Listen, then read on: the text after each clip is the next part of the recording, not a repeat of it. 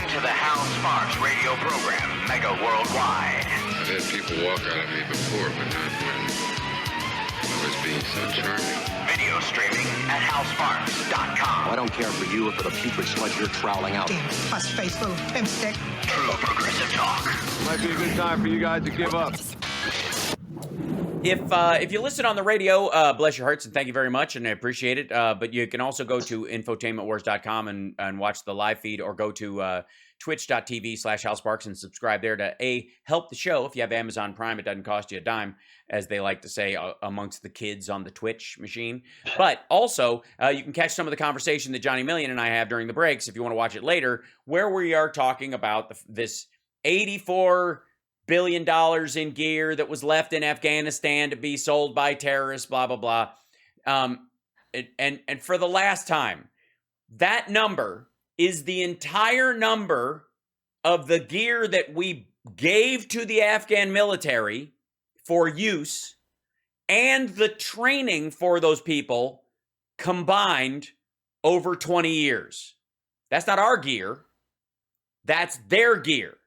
That stuff we're like, hey, yeah, well, here's some MRAPs, here's some trucks, here's a couple of tanks, here's some helicopters, here's some prop planes. The planes we gave them, we didn't give them any jets. We gave them all propeller-driven planes. And when we left, if they were leaving the base themselves, we destroyed them on our way out. Most of this gear, nearly like 80% of it, insofar as what was there when we were leaving, had already been destroyed. And in 2014, we torched or removed $36 billion worth of gear that was worth $8 billion by the time we were done with it, because it had been used and shot at and retooled and had been abused in the desert for a long time. And only 3 to 4 billion of that was worth being shipped out. And you know how much it cost to ship out that $3 to $4 billion worth of gear? $6 billion. And that's why General Milley was telling Trump, there's no reason to take it. Just blow it up. Just destroy it. Because it's more expensive to get it out. And our soldiers have to spend their time in a war zone in a collapsing country that we have no business propping up. And is now, by the way, flooded with all kinds of AK-47s magically from the Russians. As soon as the Taliban got freed, suddenly they've all got brand new Kalashnikovs. Weird, huh? So our soldiers have to, drive a bunch of trucks into the back of a giant plane, take that plane off, turn it around, fly it back, pick up the stuff, take it, every nut, every bolt, every screw, right? That's what Trump was saying. It's embarrassing that nobody in the media pushes back on this lie every time he says it. And if somebody at one of our trolls saying, if 1 cent of taxpayers' military equipment was left, it's too much. If it takes 2 cents to take out the 1 cent and you could just blow it up, why in the world, and it's not gear you're going to use because we don't need it. Even in this, we sold 150 MRAPs to Croatia, and we made them pay the shipping. Hilarious. That every nut, every bolt, every screw, and every soldier walking around with a big magnet on the end of a stick picking it up is got a crosshair on their forehead the entire time it happens. No, no, no. I mean, I appreciate that these guys want to clean up after a war. I guess that's positive. Sure. How about the mines? I will split the difference. How about when we leave a place, we take all of our mines with us? We have a system set up, or a mine disposal vehicle, or a scooper that picks it up without triggering it, and we get all our mines out. How about that? Sure. Like I'm cool with that, because we're not going to use it, and we don't need it, and taxpayers paid for it, so we shouldn't leave. Now, we don't need it. That's right. Yeah. We don't use as many as we used to, so it won't be a long process. Basically, it's one perimeter around each base.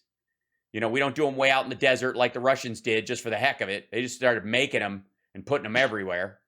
We do them like a moat, and we know where they are. And so we just have a thing that goes and scoops them all up, and then I don't know, we can sell them to freedom truckers. Honest to God, why? So ridiculous. Like, yes. So if we leave, take 100% of the nuts, bolts, and screws in the mines that we've placed in other countries on our way out. Yeah. So, I mean, that part of it is freedom trucker. That's right, freedom truckers.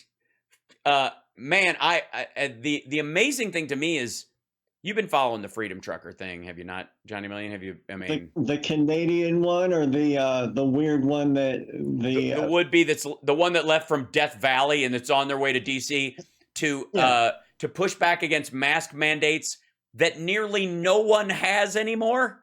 Yeah, the CDC said on Friday gone. Are probably dwindling to nothing. They're going to truck across the country to complain about mask mandates in airports temporarily.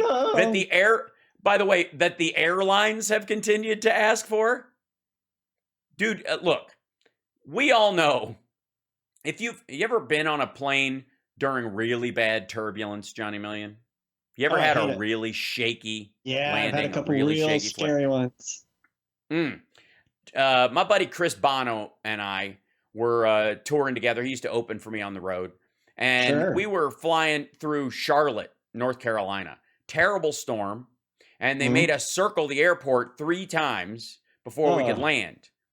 And they didn't really notice that the circling pattern put us right through the storm that they were having trouble landing planes in, right through the eye of it. And our plane would tip completely sideways. Giant, like whatever, DC-10 or whatever we were in. It wasn't a 747. Bigger than one of the puddle jumpers, medium-size plane, probably 200 seats. And it would just shake, and you could watch the wings look like bird wings. They were flapping, and the whole thing shaking.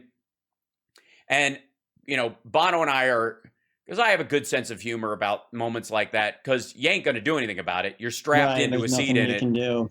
There's nothing you can do. I refuse to get upset or scream in those situations because me making noise is not going to help.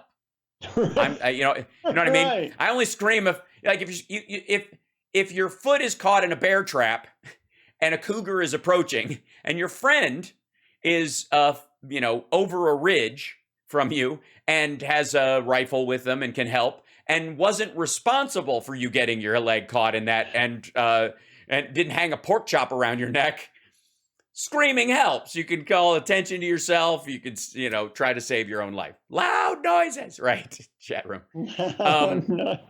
But in situations where noise is not going to change the circumstance, I make a point of not making any sound.